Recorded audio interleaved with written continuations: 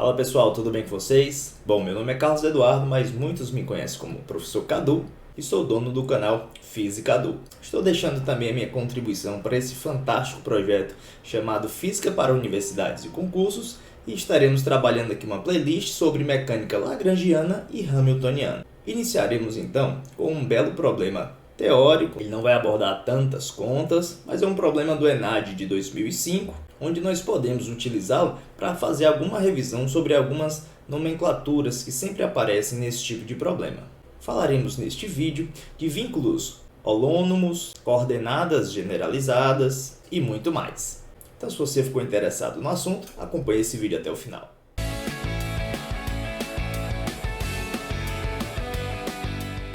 Bom pessoal, vamos fazer a leitura aqui do problema rapidamente, e ele diz o seguinte: um pêndulo de massa m, suspenso num pivô de massa mzão, pode se deslocar sem atrito numa barra horizontal. A haste do pêndulo tem comprimento Lzão e sua massa pode ser desprezada com comparação a mzão. Não a massa do, ele está se referindo à massa da haste. Denotando a posição do pivô x maiúsculo, com as coordenadas de m no referencial do pivô, por x minúsculo e y, e a derivada por um pontinho em cima da sua variável, pode-se afirmar corretamente que item A, x, x e y são as coordenadas generalizadas do problema, e a hamiltoniana do sistema é dada por x ponto, x ponto, y ponto e L. Item B, x e y são as coordenadas generalizadas do problema e a hamiltoniana do sistema depende somente de x ponto, y ponto e L. A única coordenada generalizada desse problema é o ângulo θ e a hamiltoniana do sistema depende de θ ponto, seno de θ e cosseno de θ. O item D diz que é x e o ângulo θ sendo as coordenadas generalizadas do sistema e a hamiltoniana do sistema dependendo de x ponto, θ e L. E por último, o item E, sendo x e o ângulo θ como as coordenadas generalizadas do problema, e a hamiltoniana do sistema depende de x ponto, θ, cosseno de θ e L. Vamos então relembrar alguns conceitos? Bom, pessoal, para a gente começar, é interessante relembrar aí o que é um vínculo holônomo. Um vínculo pode ser classificado como holônomo quando ele satisfaz a seguinte relação. Isto é uma relação funcional exclusivamente das coordenadas, podendo o tempo aparecer explicitamente na relação. Uma observação muito importante que você deve relembrar é que quando esta função tiver também explicitamente as velocidades, ou seja, a derivada temporal dessas componentes, este vínculo em geral seria não holônomo. Por exemplo, mas a gente tem que ter um cuidado. Às vezes, a relação de vínculo é pela velocidade, porém você consegue chegar nessa expressão anterior a partir de uma integral simples. Se você conseguir, esse vínculo é classificado como holônomo. Por exemplo, um rolamento puro. A gente sabe que a relação para um rolamento puro, dado a nossa orientação, um ângulo a partir desta vertical, quando esta partícula chegar neste ponto, ela tem percorrido este ângulo. Então, nós sabemos que, como a velocidade aqui embaixo deve ser zero, e chamando de x a coordenada horizontal por onde o centro vai passar, nós podemos escrever que x ponto é igual a θ ponto vezes r. Eu estou dizendo que a velocidade de translação deve se anular com a velocidade de rotação em torno do seu centro. Mas é fácil perceber que, através de uma simples integral, a gente pode relacionar desta forma. Ou seja, aqui nós temos coordenadas que podem ser jogadas aqui em uma função, isso igual a zero. Outro termo muito comum são as coordenadas generalizadas.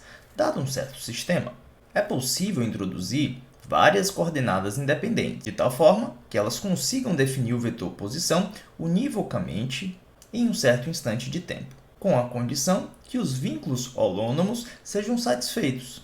Por exemplo, o meu conjunto de coordenadas generalizadas é formado por esse espaço Q1, Q2, Q3 até Qn. Para espaços tridimensionais, a gente pode ainda relacionar isso da seguinte forma: quantas coordenadas generalizadas eu vou ter? Repito, para espaço tridimensional, nós temos 3 vezes, que é o número de dimensões, o número de partículas, menos o P. Quem seria o P? O P vai ser aqui o nosso número de vínculos. Vale ressaltar, vínculos holônomos. Por exemplo, pessoal, se a gente tiver um halter, Nós temos aqui duas partículas, então esse n seria 2. Aqui vou chamar de partícula 1 e partícula 2. Nós temos o seguinte, essa partícula, para eu conseguir localizá-la no espaço, eu preciso das componentes x1, y1 e z1. Já a segunda partícula, nós precisamos de x2, y2 e z2. Nós temos então aqui 3 dimensões com duas partículas. Este produto daria 6. Porém, nós temos um vínculo. Qual é o vínculo deste sistema? O vínculo é que a distância entre as partículas sempre deve ficar constante, ou seja, a posição relativa entre elas deve ter módulo constante, embora elas possam se mexer no espaço, mas a distância vai ser sempre a mesma, que nós podemos chamar de L. Opa, então aqui temos um vínculo. Este P seria 1, ou seja, o número de coordenadas generalizadas deste haltério no espaço daria 6 menos 1, 5. Eu não tinha 6 coordenadas? Essa é a diferença. Coordenadas generalizadas é um sistema de coordenadas onde você pode definir univocamente o vetor posição de cada partícula. É o conjunto mínimo disso. Eu posso sim representar com 6, mas eu estaria sendo redundante, porque existe um vínculo aí que sempre deve permanecer constante. Então, usando as coordenadas generalizadas, eu poderia utilizar da seguinte maneira. Nós poderíamos escolher as coordenadas do centro de massa, que seriam x do centro de massa, y do centro de massa e z do centro de massa, e dois ângulos para definir a orientação deste haltério. Você concorda? Sendo assim, nós adicionaríamos aqui mais duas coordenadas, θ e φ, por exemplo. Olha só, nós temos 5 coordenadas generalizadas. Então, a gente tem que ter muito cuidado na interpretação desse tipo de problema. Vamos lá, então, voltar para a nossa questão? Nós vamos, inicialmente, traçar aqui a primeira coordenada generalizada, que eu chamei de x, como foi proposto no problema. X é a localização desta partícula. Muito cuidado, esta partícula m ela não vai estar livre nas 3 dimensões. Ela só pode oscilar na direção x.